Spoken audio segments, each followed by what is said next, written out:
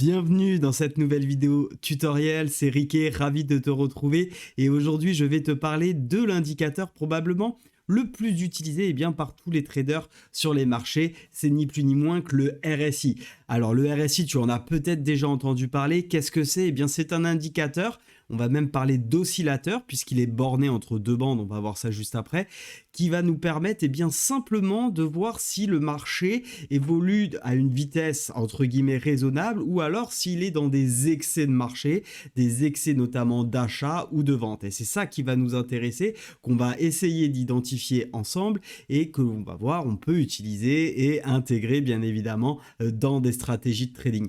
Ceci dit, il faut absolument que tu saches définir la tendance. Ne t'inquiète pas, j'ai fait une vidéo à ce sujet. Je te mets le lien tout de suite là en haut dans la vidéo, dans le lien qui s'affiche. Clique dessus si tu ne sais pas définir la tendance. Et puis on se retrouve pour la suite de cette vidéo juste après. Alors qu'est-ce qu'on va voir dans cette vidéo? En premier, déjà je vais te montrer comment l'afficher. Bon, ça va être très simple et très rapide. Le deuxième point, ça va être tout simplement de t'expliquer le RSI, comment il est calculé et de quoi il est composé. Également par sa lecture, comment on peut l'interpréter facilement. Et reste bien jusqu'à la fin puisque je vais te donner deux méthodes, même s'il en existe bien évidemment beaucoup plus, mais je vais te donner deux méthodes différentes que tu pourras déjà intégrer dans tes stratégies de trading. Donc reste bien jusqu'au bout pour pouvoir tout simplement connaître quelles sont ces stratégies et comment les utiliser au mieux dans ton trading. Si tu sais définir la tendance, ne tardons pas, je te propose tout de suite de rentrer donc dans le vif du sujet. Donc concernant le RSI, tu le retrouveras sur n'importe quelle plateforme. Je vais te montrer sur TradingView, mais tu le retrouves bien évidemment sur les plateformes type Pro Real Time, Meta 4 ou Meta 5. Bien évidemment, c'est l'indicateur le plus utilisé. Tu vas tout simplement dans indicateur, tu tapes RSI et hop, un petit clic et il s'affiche ici en dessous. Alors tout de suite, je vais aller enlever la ligne jaune qui est une moyenne mobile lissée qui moi ne m'intéresse pas et on va pouvoir s'intéresser directement à cet indicateur que je vais te grossir pour le moment pour que tu puisses vraiment bien le voir. Voilà, parfait. Le RSI va donc nous permettre tout simplement de définir la force des mouvements. Donc en anglais, le RSI, c'est Relative Strength Index. Donc pour ceux qui ne l'ont pas compris avec mon accent, donc indicateur de force relative, ça va nous permettre vraiment d'avoir la puissance du mouvement en cours.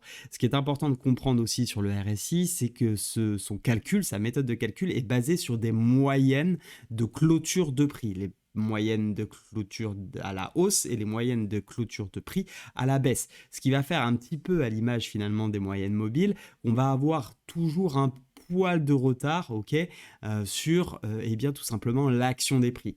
Le RSI, je le dis une première fois dans cette vidéo, mais je vais sûrement le répéter, ce n'est pas un indicateur que l'on peut utiliser seul dans une stratégie. C'est un indicateur qui vient en complément, qui peut nous aider à prendre des décisions, mais bien évidemment, on ne pourra pas prendre des décisions uniquement avec le RSI.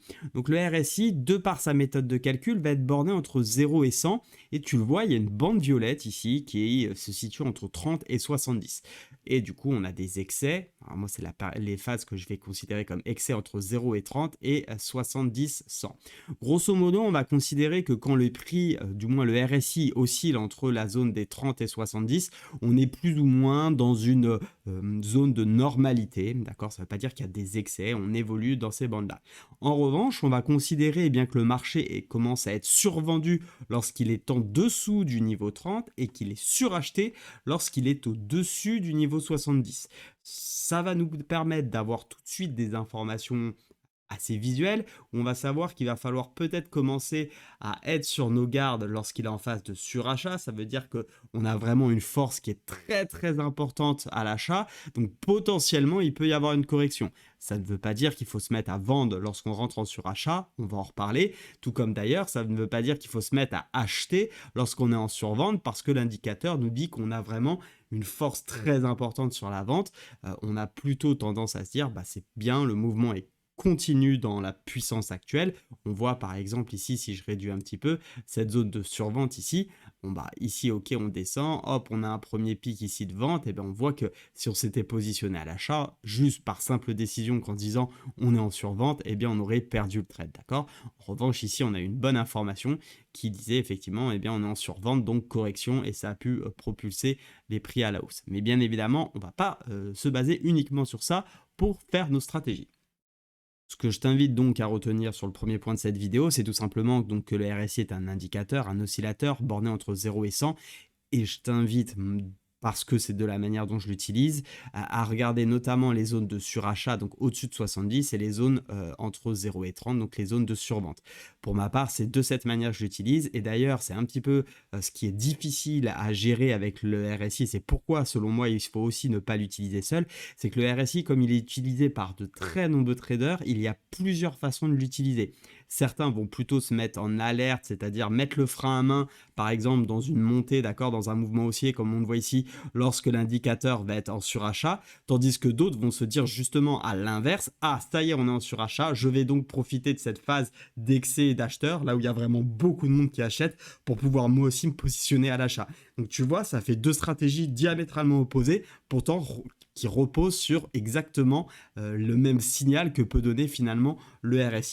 Alors, tu dois te dire, ok, mais quelle est la stratégie finalement la plus optimisée, ce qui est le plus intéressant pour utiliser le RSI? J'ai pas la réponse à cette question parce qu'encore une fois, comme je te l'ai dit, le RSI s'utilise avec d'autres indicateurs, avec d'autres signaux. Il vient plutôt confirmer la prise d'une position. Du moins, moi, c'est plutôt dans ce sens-là que je vais l'utiliser. Il faut savoir que moi-même, le RSI, je l'utilise de plusieurs manières, avec plusieurs stratégies différentes que je ne vais pas aujourd'hui ici toutes présenter, bien entendu. En revanche, je vais te donner deux possibilités d'utilisation du RSI. La première, ça va être dans la tendance, comment bien on peut servir du RSI que tu peux intégrer dans ta stratégie. Bien évidemment, n'hésite pas à tester avant, ne te lance pas bêtement dans le marché comme ça juste après cette vidéo en disant bon bah super, j'ai entendu des choses sur le RSI, je vais l'utiliser. Non, va regarder un petit peu comment ça fonctionne, mets-toi sur des graphiques qui ont déjà pricé, va un petit peu en arrière et regarde un petit peu les mouvements de prix et le RSI pour que tu puisses t'y habituer.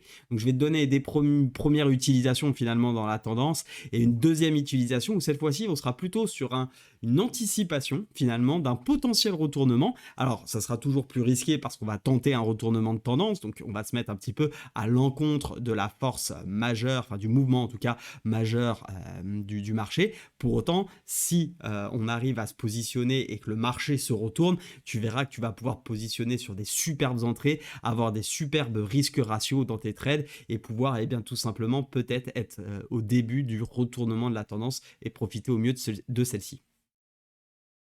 Et commençons avec d'abord l'exemple dans la tendance. Donc, dans la tendance, ici, on avait plutôt un marché haussier, d'accord?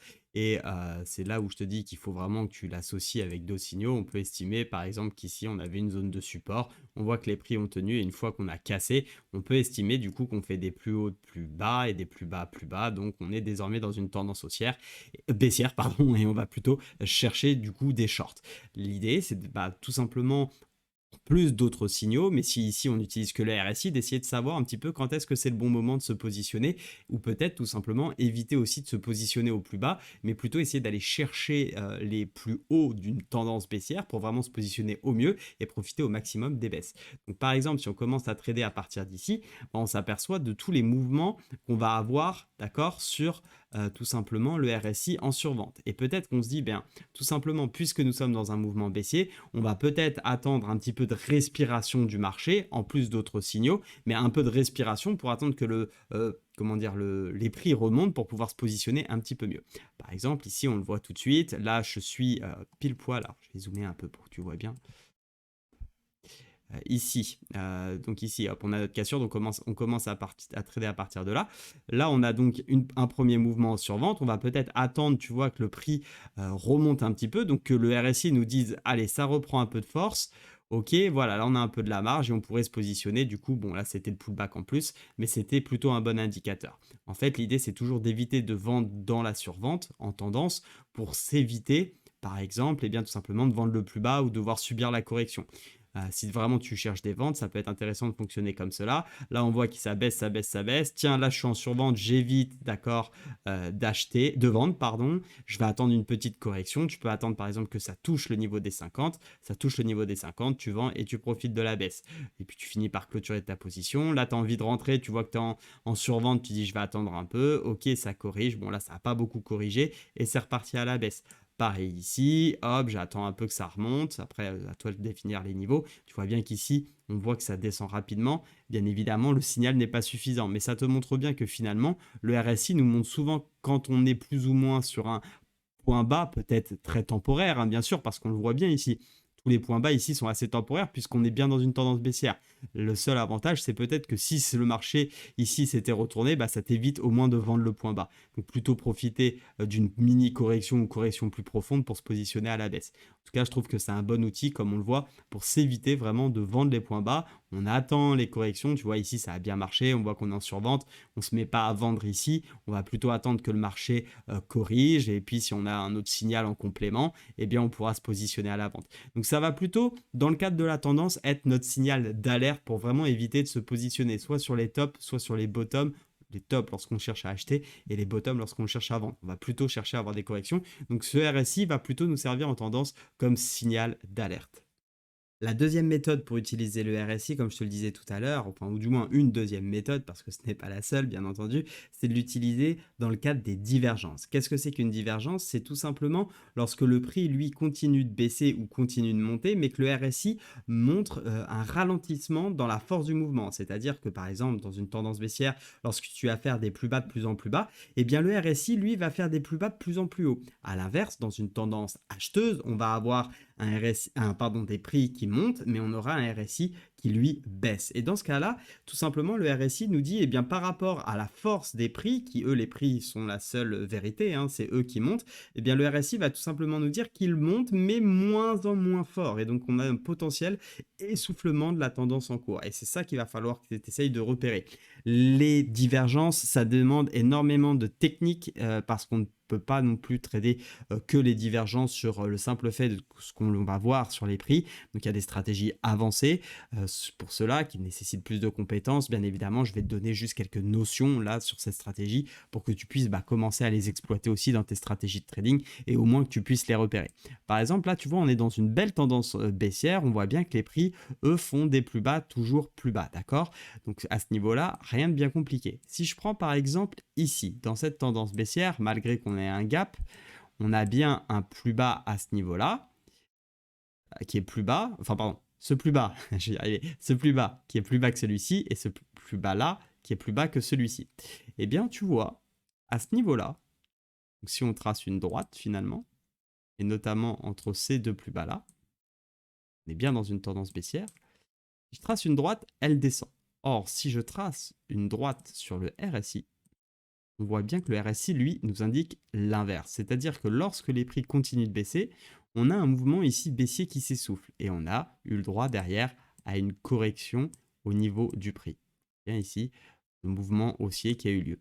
Donc, en exploitant les divergences, en les repérant, eh bien, on va tout simplement pouvoir se positionner légèrement sur du contre-tendance, mais parfois ces divergences vont lancer des mouvements, des rallyes beaucoup plus grands, parfois même vont être à l'origine d'un retournement de tendance.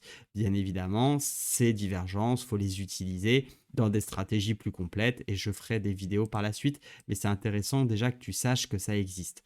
Par exemple, si je prends un autre exemple, prenons le cas ici, on a bien un plus bas à ce niveau-là qui est plus bas que le précédent.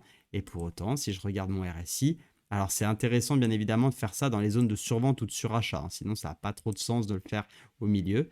Mais en tout cas ici, j'ai bien un plus bas, une nouvelle fois qui est plus haut que le précédent. Et dans ce cas-là, on voit qu'on pouvait également profiter d'un joli mouvement haussier qui s'est fait finalement en quelques bougies avec des belles bougies impulsives parce que le RSI nous disait bien que la force du mouvement est en train de ralentir.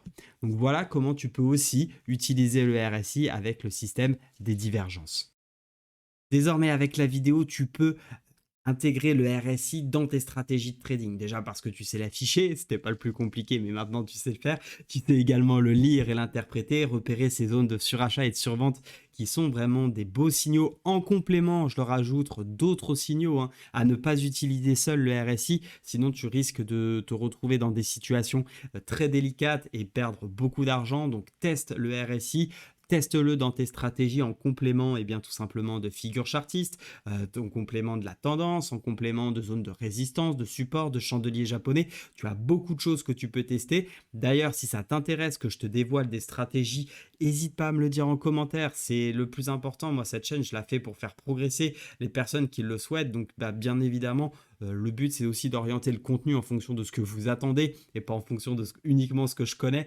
Donc, moi, je partage ce dont vous avez besoin. Donc, dis-moi ce que tu souhaites savoir en plus, soit sur le RSI, soit sur d'autres sujets. Et puis également, je t'invite bien à me laisser un petit like et à t'abonner. C'est vraiment le minimum que tu peux faire si tu souhaites me remercier. Je te rappelle que moi, j'ai passé beaucoup de temps à me former, hein, plusieurs années avant de devenir rentable, bien évidemment. Beaucoup de temps de formation à tester, retester les stratégies sur du compte démo avant de passer en réel. Et puis également, je prends du temps, hein, pour te communiquer toutes ces vidéos. Je le fais avec le plus grand des plaisirs, bien entendu. Donc, si tu veux me remercier, un petit like, un abonnement pour être aussi au courant des prochaines vidéos. Et puis, dans l'attente, je te souhaite beaucoup de réussite dans ton trading. Plus important pour moi, deux choses. La première, c'est de protéger ton capital, c'est ton outil de travail. Rappelle-toi que le trading, c'est pas un jeu de hasard, c'est pas un jeu de chance. Il y a des stratégies, il y a des méthodes. Oui, c'est du travail, oui, c'est de l'implication, mais plus tu seras sérieux dans ton approche et plus tu verras que c'est facile, ou du moins pas si compliqué, en tout cas, de gagner de l'argent sur les marchés financiers. Il faut de la rigueur, il faut de la patience, il faut bien évidemment du travail. Paris ne s'est pas fait en un jour, c'est exactement pareil pour toi dans le trading. J'imagine que si tu prends le cas de ton travail, tu n'es pas devenu un expert dès le lendemain du premier jour où tu l'as fait. Il a fallu que tu apprennes les bases, il a fallu que tu gagnes en expérience pour devenir effectivement très bon dans ce que tu fais. Le trading, c'est pareil. Donc accroche-toi, lâche rien, travaille, bosse les vidéos que je te fournis, travaille tes stratégies, sois prudent. Ça, c'était le premier point, c'était de travailler. Et le deuxième point, c'est évidemment protège ton capital et reste prudent. Reste prudent sur les marchés, ne t'enflamme pas à pas, on y va tranquillou, je suis là pour t'accompagner, donc sois prudent, c'est le plus important. Je conclue cette vidéo sur ça, je te dis à très vite pour de nouvelles vidéos tuto. Allez, salut, ciao.